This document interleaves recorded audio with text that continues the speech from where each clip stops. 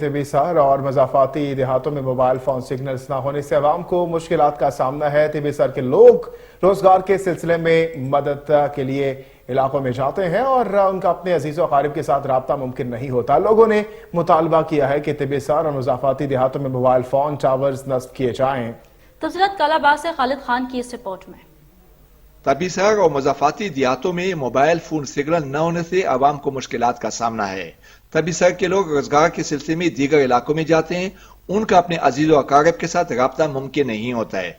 इस बारे में मकामी अफराद कहते हैं, मोबाइल कनेक्शन का यहाँ पे सिग्नल का बहुत बड़ा मसला है। इधर कोई भी ऐसा कंपनी नहीं है, मिसाल के टावर नहीं है, इधर सिग्नल कोई भी काम नहीं। तिबिसर में टावर लगना चाहिए, तकरीबन हर कंपनी का एक टावर लगना चाहिए। 21वीं सदी में जो साइंस और टेक्नोलॉजी की सदी है, इसमें हमारे इलाके में जो है अब भी मोबाइल के जो नॉर्मल सिग्नल है वो भी नहीं होते। टावर हमारे तिबिसर इलाके में, हमारे दरगाह इलाके में, मदोसरना में, तो किसी इलाके इधर रोहान है, ओकला चंड है, किसी इलाके में टावर नहीं है।